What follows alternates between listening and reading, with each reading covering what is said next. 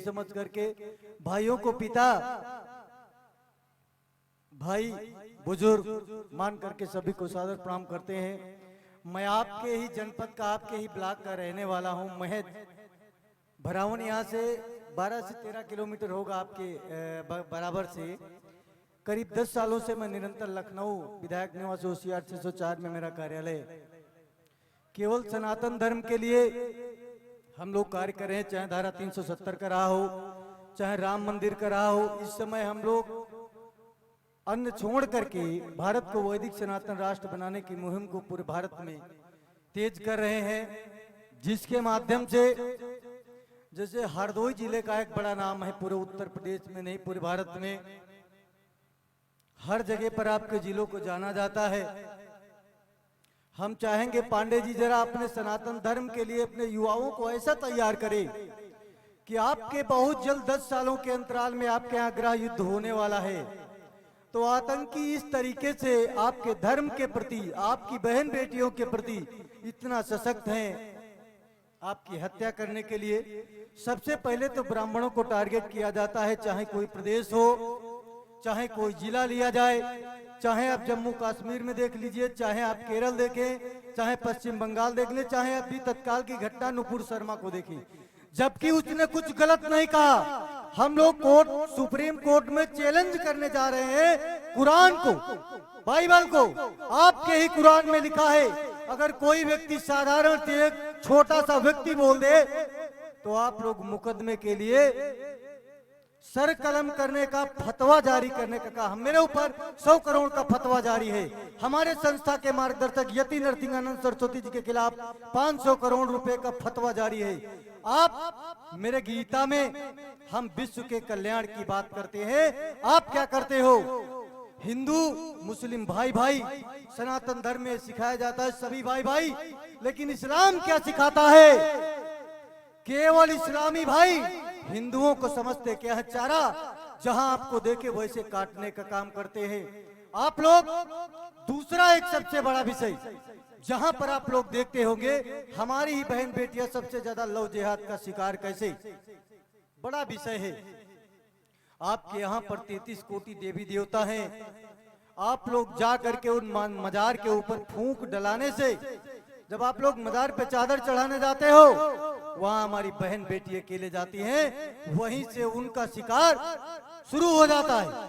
कम से कम उससे बचे जब आज तक 1400 सालों में यह सिद्ध नहीं हो सका कि अल्लाह भला कौन सी है, पशु है या नारी है या शैतान है, फिर हम क्यों जाते हैं उनके यहाँ, फिर हम क्यों जाते हैं मजार पर चादर चढ़ाने? आखिर कमी किसकी है? हमारे साथ 2 साधु रहते हैं। पूज्य शंकराचार्य जी के शिष्य आप सभी के बीच में है स्वामी नित्यानंद जी महाराज, हमारे बीच में स्वामी राघवेंद्र दास जी महाराज, अयोध्या जन्मभूमि के ट्रस्ट के उपाध्यक्ष, करीब 4 शंकराचार्य और करीब 20 महामंडलेश्वर हमारी संस्था में मार्गदर्शन देने का कार्य करते हैं। महाराज जी भी संस्था के राष्ट्रीय अध्यक्ष है, सांस्कृतिक प्रकोष्ठ के और राष्ट्रीय प्रवक्ता हैं। तो हम चाहेंगे, हम लोग अपना वैभव भूल गए, ब्राह्मणों ने अपना कोई अस्तित्व खो दिया। ब्राह्मण को किसी गुरु करने की आवश्यकता नहीं, वो स्वयं का जगत गुरु है, लेकिन अपने आप को पहचानने की आवश्यकता है। आखिरकार लोग आपको गाली क्यों देते हैं, उस पे मंथन कीजिए कि ब्राह्मणों को गाली क्यों दी जाती है। अपने आप को समझे और जाने आप है क्या। सबसे बड़ा विषय, आप जा करके मांस का सेवन करते हैं, मदिरा का सेवन करते हैं, वो भी एक निम्न हिंदू। कोई केवल आप 2 ही वंश हैं, सूर्य और चंद्र। आपको जातियों में ऐसे बांटा गया, जैसे आपको जातियों में बांटा गया, उसी तरीकों पे आपको टुकड़ों में काटा जा रहा है। घर से निकल करके बाहर देखे, आपके नजदीक भरावन पड़ता है, वहां पर आतंकियों को, इस्लामियों को शरण किसने दी? केवल ब्राह्मणों ने नहीं दी। ब्राह्मणों ने शरण, उन्हीं के यहाँ सेवई खाना, उन्हीं के यहाँ ईद मनाना जाकर के। आज क्या दशा है? भगवान राम के ऊपर उंगली, माँ सीता के ऊपर उंगली, ऐसा प्रश्न चिन्ह हमारे देवी देवताओं के ऊपर उठाया जाता है। हम लोग शांति से बैठते, कहते क्या है? धर्म के ऊपर उंगली उठती है तो केवल भाजपा वाले बोले हम नहीं बोलेंगे। क्या भगवान राम आपके नहीं है? माँ सीता आपकी नहीं, आप लोग बोलिए, है कि नहीं है? बोले। आप लोग सनातन धर्म को मानते हो नहीं मानते हो? आप सभी लोग सनातन धर्म को मानते हो। जब आपके धर्म के ऊपर बोला जाए तो किसी भी पार्टी को वोट देते हो, लेकिन भगवान राम के प्रति, आपके धर्म के प्रति अगर कोई आवाज उठाए तो उसकी उंगली काटने का काम जब तक आप लोग नहीं उठाओगे तब तक आपके धर्म के ऊपर घात और प्रतिबाद होता रहेगा। अभी महाराज जी सुना रहे थे, भगवान राम और लक्ष्मण को क्यों ले जाया गया, क्यों ले गए महाराज ऋषि जी? क्योंकि आपके धर्म को बचाने के लिए।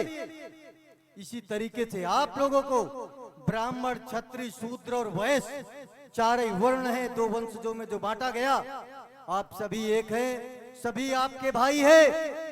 भेदभाव को छोड़ दीजिए और सभी लोग सशक्त होकर के अपने धर्म के प्रति लड़ने का काम करें और धर्म जागृत का अभियान चलाए। प्रत्येक मंगलवार को हनुमान चालीसा का सुंदर पाठ करे और सभी को साथ ले चलने का काम करे, तभी आप अपने धर्म को बचा सकते। अभी आप लोग बहुत सुकून से हैं यहाँ पे, हरदोई में बहुत सुकून है यहाँ पे। अभी आपके बगल का एक मामला था, नेवाला के बगल में पड़ता है, मुस्लिमों का गांव है, गाय काटने का प्रकरण। अभी मैं फेसबुक पर देख रहा था, अभी एक मामला आया आपके शाहबाद का। तो बहुत सारी घटनाएं निरंतर इस भाजपा की भी सरकार में, चाहे सपा की सरकार रही हो, चाहे बसपा की सरकार रही हो, योगी जी के आने से भगवे का मान बढ़ा, पूरे भारत में भगवे का मान बढ़ा और लोग टीका लगा करके गर्व से घूम रहे हैं। ये भगवे की ताकत है, ये हिंदुओं की ताकत है। हिंदुओं ने दिखा दिया हम क्या है। अभी मैं देख दिल्ली में कार्यक्रम था, आज हमें दिल्ली निकलना है महाराज जी के साथ में। हिमाचल में हम लोग बहुत बड़ा गुरुकुल बनाने जा रहे हैं और 30 गुरुकुल हम आपके भारत में बना रहे हैं, अन्य प्रदेशों में। आपके महज आपके यहाँ से 12 से 15 किलोमीटर दूर है, वहाँ पे गुरुकुल बन रहा है, भरावन के जस्ट नजदीक में। वहाँ सनातन धर्म की शिक्षा एक सभी से आग्रह करेंगे, निवेदन करेंगे, सभी को प्रणाम करेंगे। जितने लोग बैठे हुए हैं, हम जिस जगह पर जाते हैं कम से कम 10 लोग अगर मेरी बातों को फॉलो करेंगे और 10 लोग अगर 2-2 लोगों को जगाने का काम करेंगे तो इसी तरीके से मेरा धर्म बच जाएगा, हमारी बहन बेटियां बची रहेंगी। करना क्या है, हम अपनी बेटी को 10,000 रुपए का मोबाइल लेकर के दे सकते हैं, तो महज 1200 रुपए की तलवार लेकर के नहीं दे सकते क्या?